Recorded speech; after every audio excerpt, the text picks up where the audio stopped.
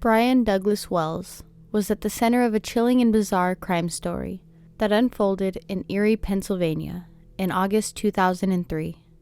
The events surrounding Wells became known as the Pizza Bomber case, a terrifying tale of a man unwittingly becoming a pawn in a deadly scavenger hunt orchestrated by a group of criminals. Wells, an unassuming pizza delivery driver in his late 40s, on August 28, 2003, he went about his job like any other day. Little did he know that he had been targeted by a group of criminals who had concocted a macabre plan to rob a bank using him as their unwilling accomplice. Wells's terrifying ordeal began when he was dispatched to deliver a pizza to a remote location. When he arrived at the address, he found no customer, but a group of individuals who, it was later revealed, had planned the entire event. They strapped an explosive device around his neck, handed him a detailed set of instructions, and informed him that he had a limited amount of time to complete a series of tasks. The instructions included robbing a PNC bank and following a series of clues that would lead to the device's deactivation.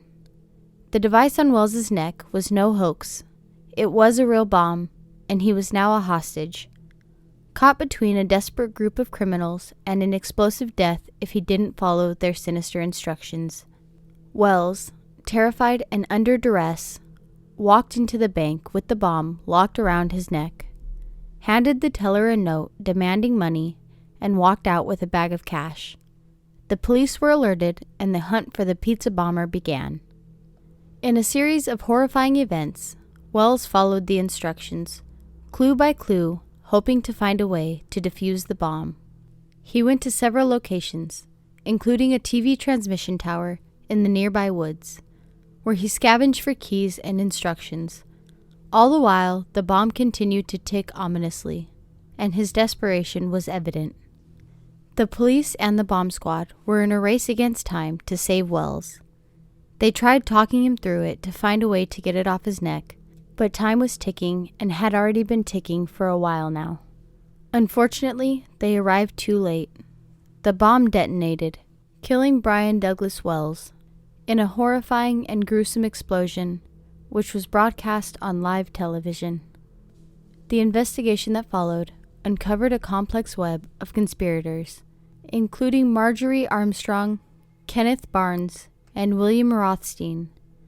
It was later revealed that Wells was not a willing participant, but rather an unwitting victim to the convoluted plot. The full extent of the plot was never entirely unraveled, and the motivations behind the Pizza Bomber case remain a mystery. Marjorie Armstrong and Kenneth Barnes were convicted in connection with the crime, but the case left many unanswered questions and a sense of lingering horror about the cruelty and complexity of human nature. The story of Brian Douglas Wells stands as a chilling reminder of the darkness that can lurk behind seemingly ordinary lives, and the unimaginable horrors that can unfold when individuals become entangled in the sinister schemes of others. It remains one of the most perplexing and haunting cases in the annals of true crime, one that continues to captivate the imaginations of those who encounter it.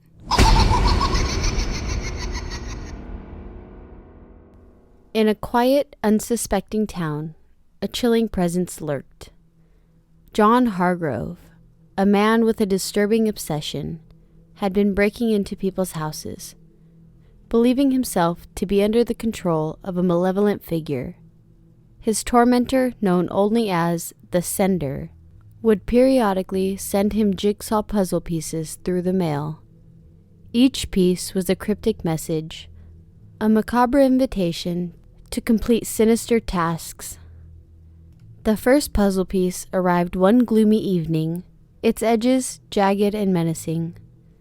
The message was simple: enter the house on Elm Street. John's mind raced as he found himself compelled to obey. He had no choice but to carry out the disturbing orders. Inside the house on Elm Street, John discovered a scene of horror. The walls were adorned with gruesome paintings. The air was thick with an unsettling silence. At the center of the room, a lifeless figure sat, eyes wide with terror, trapped in state. The next puzzle piece arrived, and the message was clear: make her smile again. John shuddered at the horrifying implications. With trembling hands, he manipulated the lifeless figure's face into a ghastly forced grin. He has become a pawn in a nightmarish game with no end in sight. The sender's commands escalated, growing more sinister and cruel with each puzzle piece.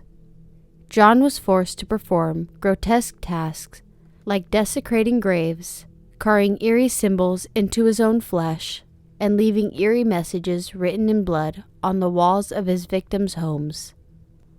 Haunted by the nightmares he was perpetrating, John began to unravel. The torment of being controlled by an unseen master was pushing him to the brink of madness. He became a recluse, plagued by guilt, and perpetually terrorized by the sender's instructions. Desperate to break free from this nightmarish cycle, John decided to trace the origins of the jigsaw pieces. After painstaking research, he discovered an address linked to the sender. It was an abandoned, decaying building on the outskirts of town, oozing with a sense of dread. Inside, John found a macabre lair filled with disturbing relics and puzzles. The walls were adorned with photographs of his gruesome deeds. It was then that he realized the sender's true identity. The reflection in the mirror revealed his own face, twisted by madness and guilt. Realization struck John like a thunderbolt. He had been the mastermind all along, controlling himself under the illusion of an external tormentor. The horrifying tasks, the gruesome puzzles, they had all been a product of his own shattered mind. In a state of sheer terror, John began to piece together his fragmented sanity, seeking redemption for the horrors that he had unleashed.